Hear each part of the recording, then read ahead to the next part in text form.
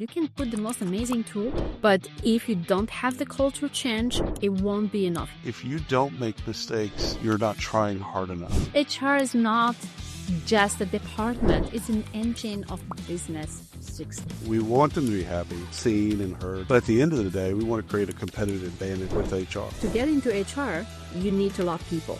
You need to love being at service. Great experiences don't just happen. They're manufactured. Someone that's playing a symphony.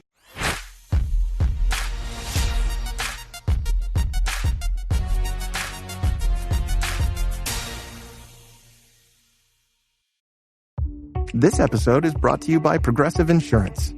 Fiscally responsible, financial geniuses, monetary magicians. These are things people say about drivers who switch their car insurance to Progressive and save hundreds. Visit Progressive.com to see if you could save. Progressive Casualty Insurance Company and Affiliates. Potential savings will vary, not available in all states or situations.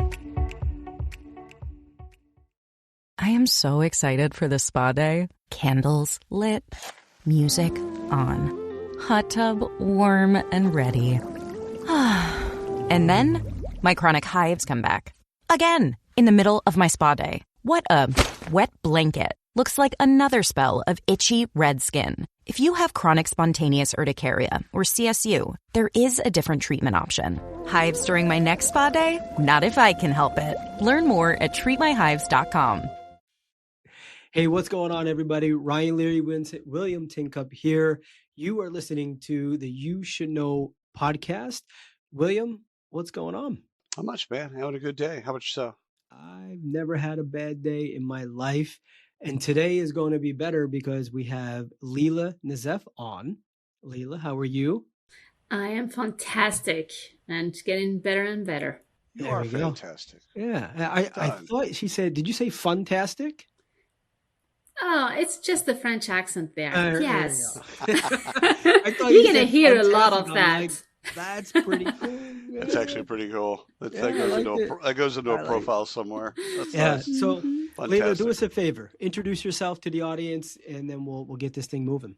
All right. So, Lila Nazef, I'm the VP of Sales and Marketing at Neocase Software for North America. So, been in the United States for the last 7 years. Apologies if you hear a thick French accent. I cannot get rid of it. It's like COVID. When you have it, you keep it. Yeah, that's true. The cough never goes away. But do you really want to get rid of it? I mean, do you really want to get rid of it? Because it's a beautiful accent. Do you really want to get rid of it? Even if I wanted, I couldn't. I still speak French on a daily basis. Right. Okay. So the first question out of my mind is, you're over sales and marketing? Correct. If you had to pick one, which one do you like more? Sales. It's like trivia. Boom. Sales. Sales. Yeah. This is the second conversation today we had where we had to make a decision. Yeah. I actually like that because sales it's the hunt. Marketing is a different game, and you play differently in marketing, but sales is the hunt. Yeah. You're hunting and you're having fun. Yes. And it's rejection management. People say no, blah, blah, blah, that type of stuff. But it's a hunt, and there's a success. So people sign contracts and you win. Exactly. It becomes a fun game. You're up to the next one, and then you get smarter after every win and after every loss. Yeah, we call that the win-loss analysis. It's when I used to run sales, it was the universe of no's. We'd figure out every objection that people would possibly give you, like, oh, I don't have the budget, we're doing a transformation project, whatever the no is, and figure out how to make the no a maybe, and then figure out how to make the maybe a yes. Oh, yes. So it just became this thing of mapping all the universe of, because it's finite. There's always so many different ways people could say no to software. That is true. So that is true. Very good. So your sales first, marketing second. Correct. Yes. Okay. All right. Sounds like she just left the marketing team in the gutter. But it's her passion. It's her passion. It's all good. All right. It's a passion. I think I was born a salesperson, so there's nothing you can do against it. Yeah, nothing at all. Yeah. So, Lila, we were talking about how you can build a great company earlier. So let me just kick off. I'm going to ask you the first question. How broken is HR experience today? Very, very broken. So no matter what people say that we care about people, we value people, it's a paradox. Yeah. Because as much as they say it, and I believe that they genuinely mean it, but they still look at HR the wrong way. So they still look at HR as a cost division. Mm-hmm.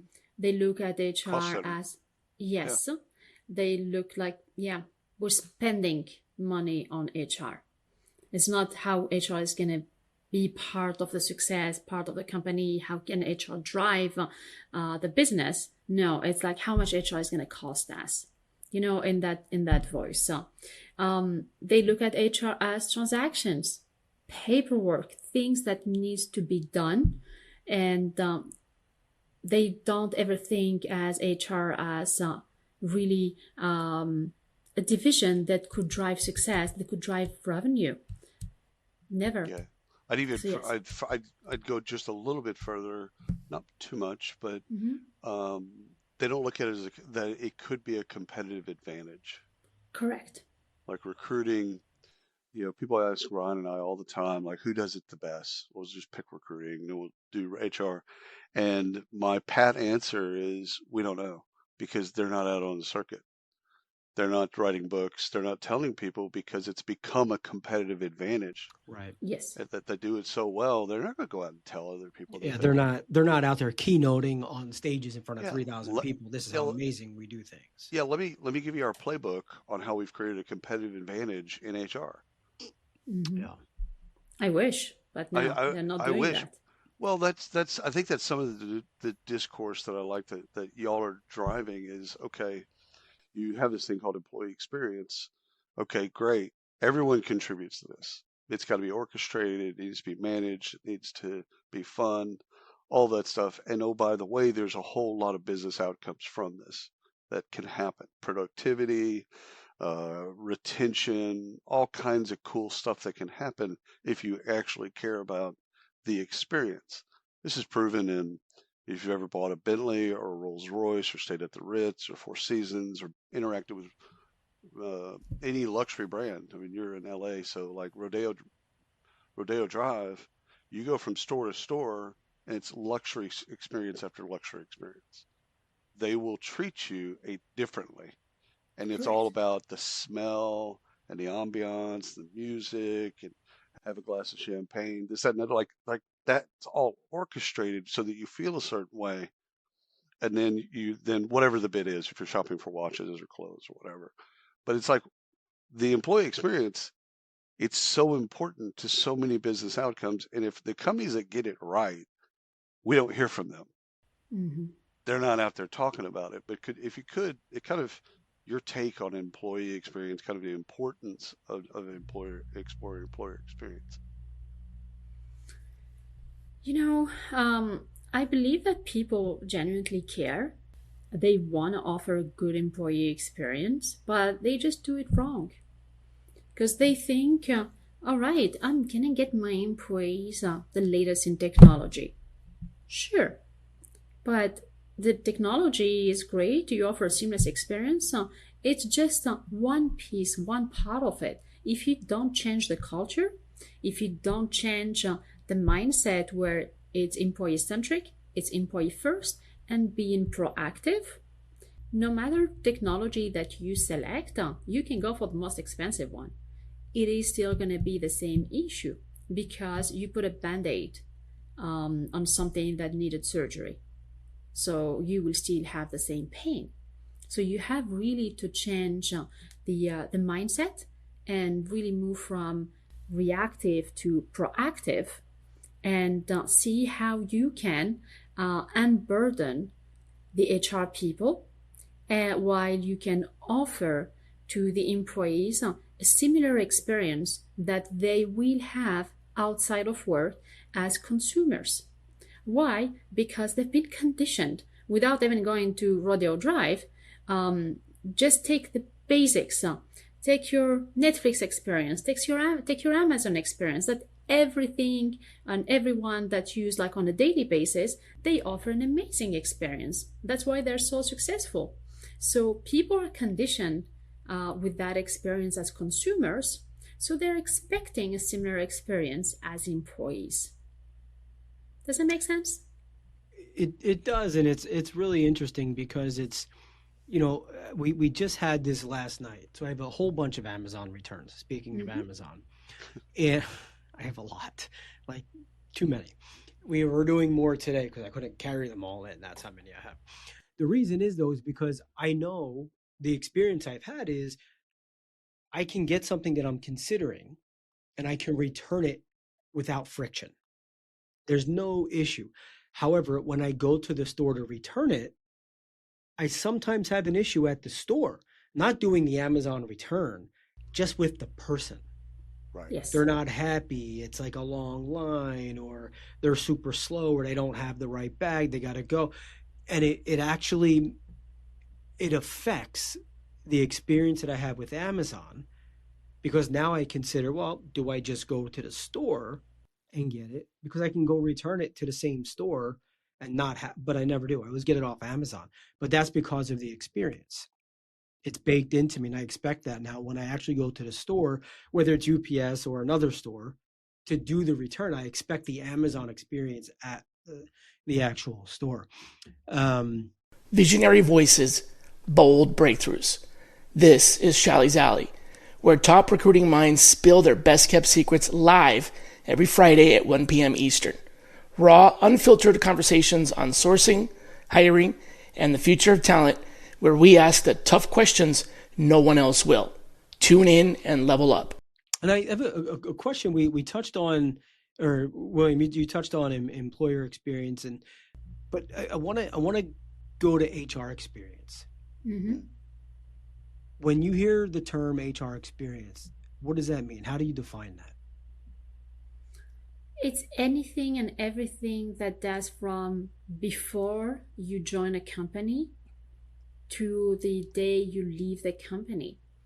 So it starts with the recruiting process. How many times have you been in an interview, or you heard people going to an interview and say, these people are not a good fit for me? It's not a money issue. It's not a salary. It's not a good fit. I don't see myself working there. So it starts from there, from the culture. What are you offering? So people are looking for more than just the money part. They're expecting way more. So it starts before with the recruiting. And then you can have an amazing recruiting experience. And then between the time you sign the contract and the time you start work, so United States about 2 weeks. Some other places it's about 3 months. So what happens during that time? And specific jobs, they have a lot of no-shows. And that has a cost. But why do people don't show? Because even if you think that you close the deal, you sign them, they still have the option not to come. Why? Because you lost the track. So a lot of companies now offer that experience, the pre-boarding experience, where they make you feel like you're part of the family, you're part of the company, even before day one. They will send you a nice email. They say, hey, Ryan, we are so happy to have you join us. Your start date is for July 1st.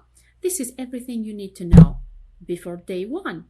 And a lot of them even offer a portal, which is very nice. People are used to have a portal. They say, if you have any questions, click here. And they offer an amazing experience. And they keep communicating with you through the same experience. Imagine like you have to send documents.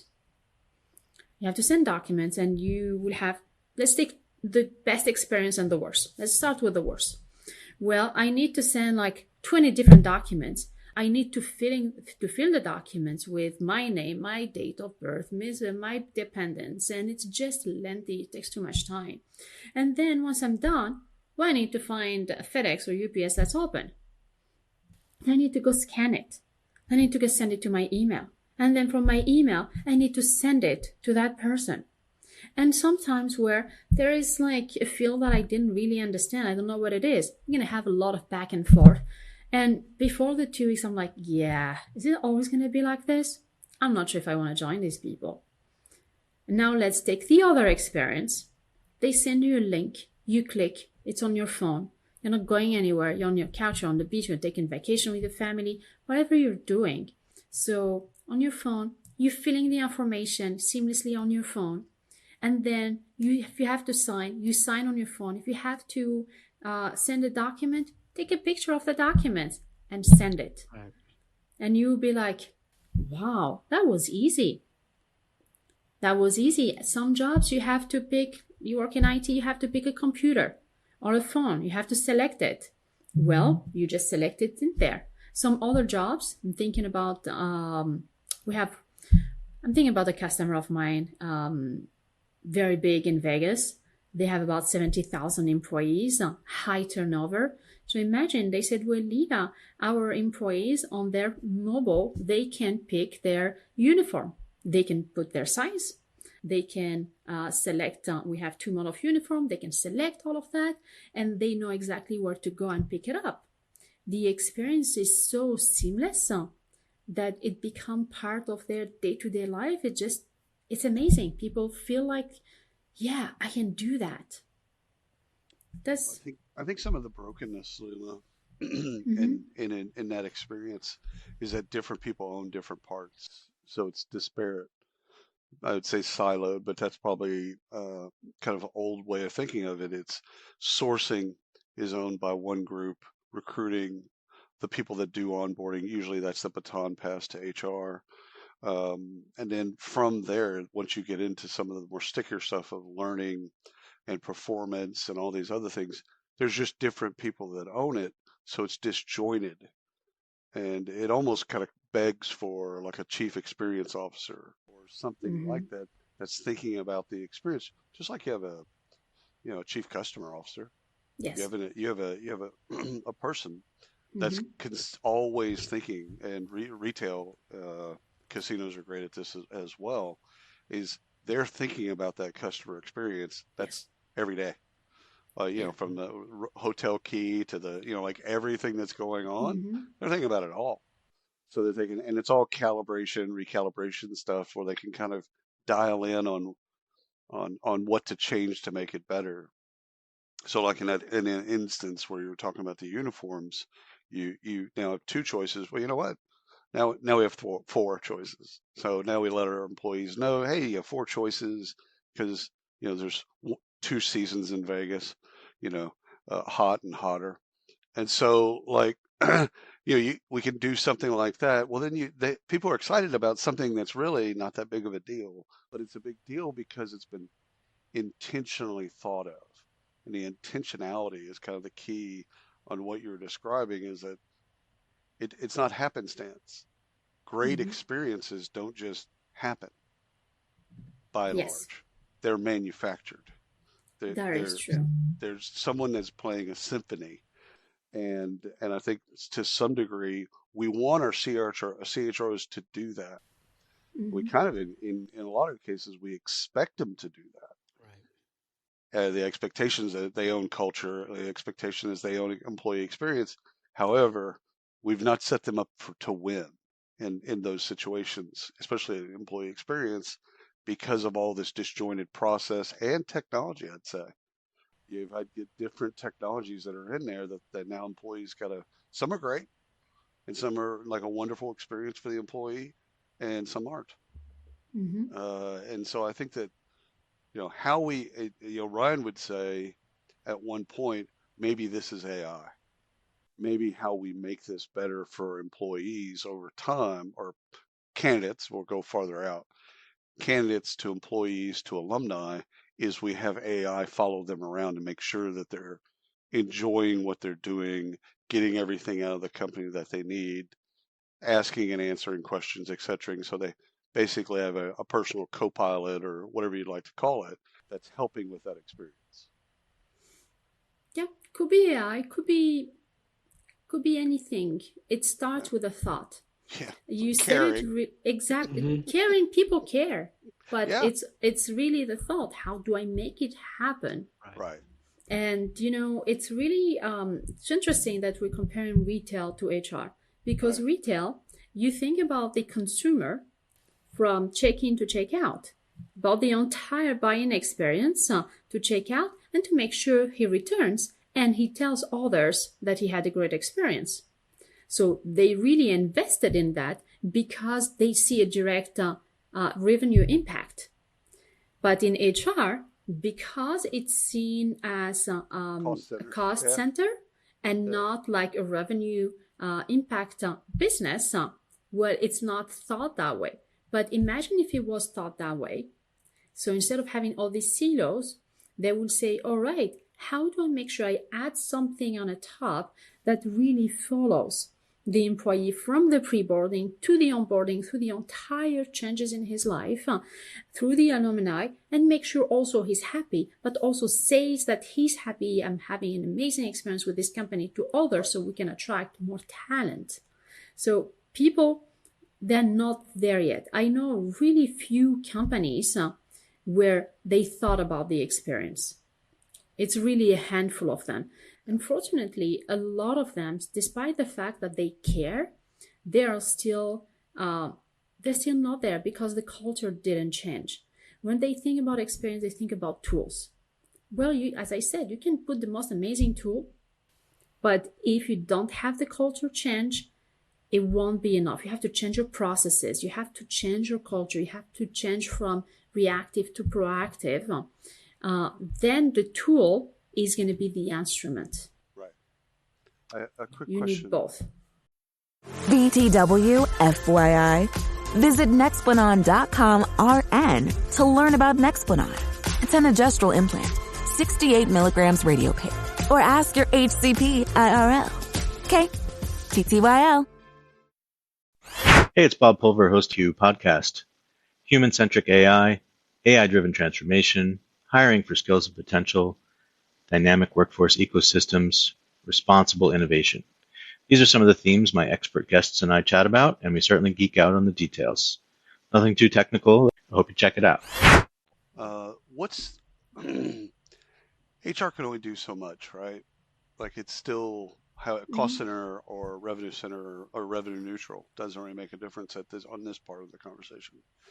To me, there's a leadership issue here, right? So how do we change leaders' minds, the rest of the C-suite, and I'd actually go further to the board? How do we change their minds about the importance of this? They need to see it. They need to understand that that will impact their revenue. When you talk to a leader, the first thing you need to put numbers to it. You need to put the cost of attrition, the cost of no-shows, and the cost of retraining an employee after 2 years versus an employee who's been there for like 5-10 years. And how is this impacting directly the revenue part? Right. And then when they will see that, HR is really revenue, is a big part of my revenue, then they will think about it differently. So, Ryan, go ahead. You had a question. Yeah, I was gonna. So, Lila, I was gonna ask. You briefly touched on this, but how much of this is technology versus human in the process? I understand you can't just throw technology on top and make the world better. But where can we put technology in this, and then how do we bring this into the company? How do we integrate this into the company and then gain adoption? You're asking me which one comes first, technology or humans? Honestly, I think it's 50-50. They need to go hand in hand. When you select the technology, don't select technology that goes only for one silo. Think about the entire experience and think about how can I leverage the technology to change the culture? What can I do? So I know systems, they already offer that Netflix experience, Amazon experience, being proactive. So I will tell you, one of my customers, one of my dear customers, is a hospital. They have about 130,000 employees, and every year it's open enrollment. So what they did, they said, all right, let's move from the paperwork and let's introduce technology and let's see the benefits. So they measured the way it is today and then, or yesterday, and then they put technology in place, and they said that just putting technology that they already had, but they just made it better. They thought about it in being proactive. Before open enrollment, they published one single article, one single piece of knowledge proactively before open enrollment, saying, open enrollment this year is from this date to this date. This is what you need to know. This is what changed. This is where to go. They reduced the number of requests and questions coming to their HR by over 50%. So imagine on 130,000 employees, 50% reduction. So, and these are not like complex HR issues. It's a question. When is open enrollment starting? Where do I go? What do I need to do? So it's all the things that burdens HR that have zero value add. So they put some piece of automation and they thought about it in a proactive way. 50%. Can you imagine doing that in every single process of a company? Right. So what you would have. Turns out communication is important. We learned it during COVID. I mean, that was when everyone went home, on Thursday, all of a sudden employee communications became like super important. And it's weird. Here we are, 5 years later or whatever, and it's almost like we've regressed. I was just gonna say we have. For that moment in time, we kicked ass. Like, companies did wonderful. HR were legit heroes in this situation, and now I feel like you're right. It's regressed to the point of, I think, pre-pandemic. Yes, but they were like firefighters. They had a situation. They responded to the situation. Situation is over. They regress. They're back. They didn't think about how can I be proactive and make sure that I have that all the time so I can avoid all other little situations. Right. So I was thinking about customer experiences that you've had. So I'll tell you two, and then y'all think of your own, and then so we'll get. So first time I went to Whole Foods in Austin. First thing, Whole Foods in Austin, where it started, they only hired people that no one else would hire.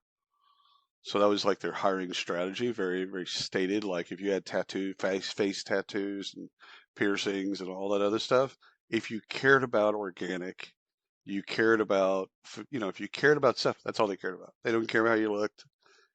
And the employees, like you go aisle to aisle, and the employees were so nice and so approachable. It's like, oh man, if you're thinking about that, you need to be thinking about, this bit over here. And it's like, it was easy to buy because the people were so jazzed to be there. They were so excited to be there. And I've had that experience only experience that I've had that is REI, where I go into an REI and they treat you like, hey, where are you at? What level are you at? What are you trying to do? What are you trying to achieve? All right, here's what I got. Here's what I've tried. Here's what I've failed at. Like, they're just an open book. And like, you can tell they love what they do. And then that's orchestrated. That goes back to recruiting and onboarding and all of a sudden enabling them to be themselves, etc. Can y'all think of other stories like that? I love REI. It's always the same experience everywhere. Even if I don't buy anything, I love the experience. Just go and look. But yeah, but imagine. And they don't care. Care. Like they're not miffed at you. Yeah. Yes. Like if you go into Tiffany's and you don't buy something, they are kind of miffed at you. But if you go out of REI and they're like, hey, cool, man, we'll see you next time. Exactly. But imagine the same employees, if you burden them with repetitive HR or other tasks, do this and do that, where there is no add value, right. How do you think that will impact the experience to the consumer? Oh, they'd hate their job. Yeah, Exactly. They less love their job and that would directly impact the consumer. Yes. Yeah. So this is what's happening with HR today. HRs are burdened with tasks because I don't believe they're like bad people. They don't love their jobs. I think they're genuine because to get into HR, you need to love people. You need to love being at service. But imagine the same employee at REI burden them with tasks that with no added value, the impact on the consumer. This is exactly what we have in a lot of corporates. HR is burdened with a repetitive task with no added value on top of all the other tasks that they have to do. So at the end, it has a direct negative impact to the employee experience. Yeah, I could think, as you were talking, William, Home Depot for me is that way. And I'm sure it's the same. I mean, it's pretty much the same, right? They hire plumbers for the plumbers and HVAC for the HVAC. But they've gotten really good at using their phones now. Their in-store phones. It's all AI based, and you can tell you where to go, what to do, all that stuff. Fantastic. However, the guy working or the gal working in plumbing is also now filling in at electrical or stocking end caps or doing whatever. We recently went to, we were looking at, just a couple years back, we were looking at doors. And so we were there, we needed help with the measurements and all that stuff. The person who needed to do the measuring was doing something else, not in that one area where they only have the doors. And it made it a really bad experience for us. We ended up purchasing somewhere else, not because of that person, but just we couldn't get any help. And we asked, and we said, you know what, screw it, we're just going to go somewhere else. And ultimately we did. Cost us more money, but we ultimately went there and got it somewhere else. But Home Depot is that for me. All right, Lila, I do have a question for you. I know we're coming up on time. And this is more of it's more of a fun one, but if we gave you a billboard and you could put that in front of, she's in LA, put it on Sunset Boulevard. So for whatever reason, you have the magic eyes and you know where every CHRO major corporations live. Their condos are looking right out at this billboard. What are you putting on that billboard for them? Oh man, that's an easy question. Call Lila. I'm gonna put my phone number over there. But call Lila. Yes, but for people who don't know me, honestly, I've been fortunate to be in this business for almost 20 years. You can ask every single person. They will say, "We call Lila." They said the first time she said, "You can call me anytime." We didn't believe her. One of my customers called me at 11 p.m. She picked up the phone and she solved my problem. And I'm like, yeah, this because I stand by my words. But for the people who don't know me, I would put something that says HR is not just a department. It's an engine of business success. Yeah. Just know how to use it. The right, and I would put like engine as big, bold, and red. Yes, that's what I would do. I can't help but think there's something deeper here. Like we have hoodies or T-shirts that just say "Call Lila." Yes, and I'll put my phone number there. And there's nothing else on it. It just says "Call," and we just walk around HR Tech. Call Lila. And people, trust me, people will call because they don't know what to expect. Right. I'll call Lila, I'll put my phone number, and she always answers I think we with should a smile.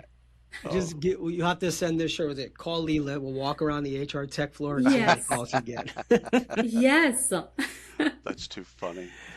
Well, this has been fantastic, quite frankly.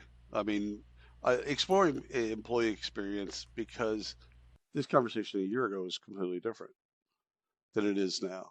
And it's just gotten even more important and more embedded into those that get it are really kind of off to one side. Those that are just oblivious. It's how do you convert those folks to then care enough to put time, money, and energy behind it so that they can make it a competitive advantage? Because ultimately that's the goal. The goal isn't to make them happy.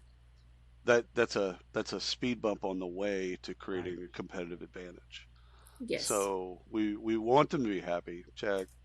and fulfilled and all of those types, seen and heard and all that type of stuff. But at the end of the day, we want to create a competitive advantage with HR. And those that have the mindset of that do it.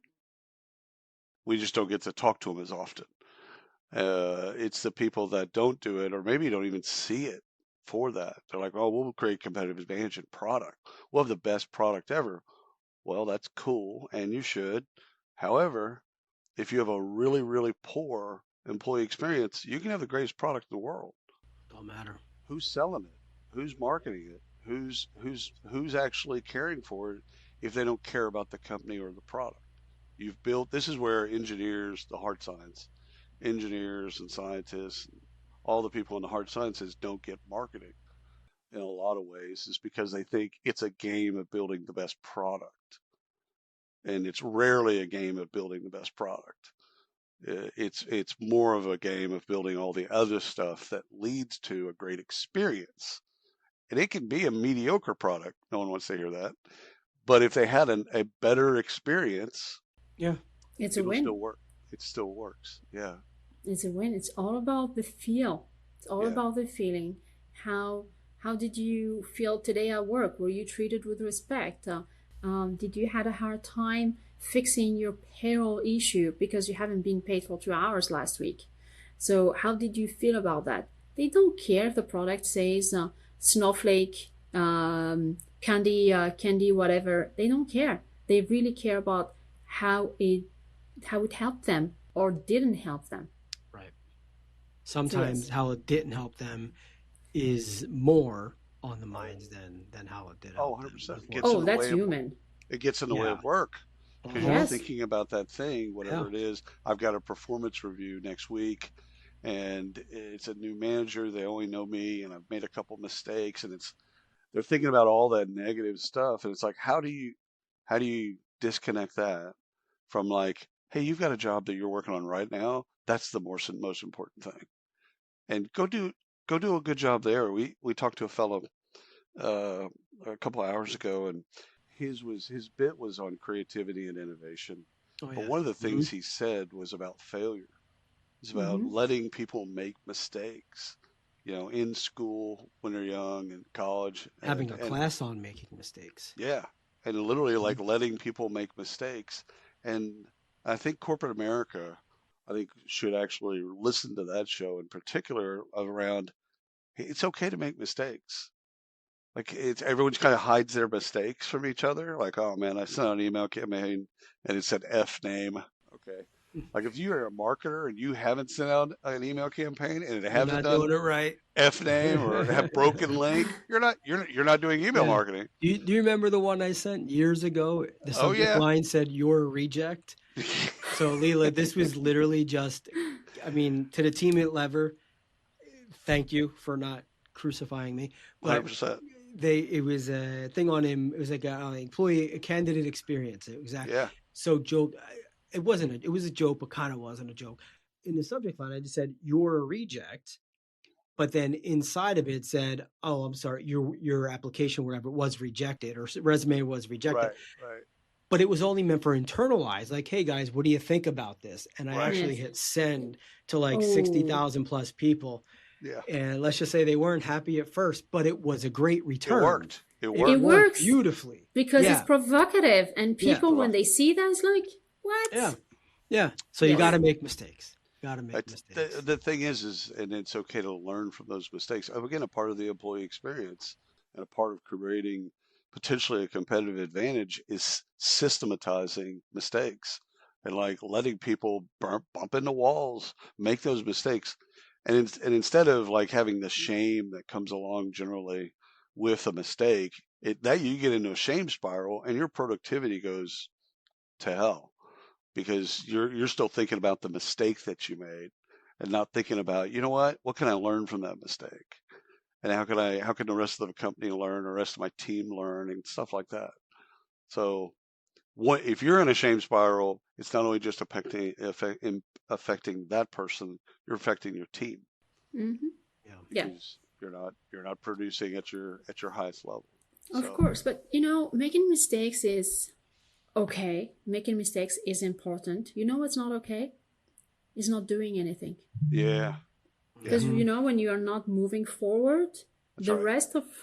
rest of the people are moving forward. So by default, you're moving backwards. So I'd go so maybe far you're as not, yeah, maybe you're not going as fast as you wish. Maybe sometimes you do 3 steps up, 1 step back. That's okay. It's still a step forward.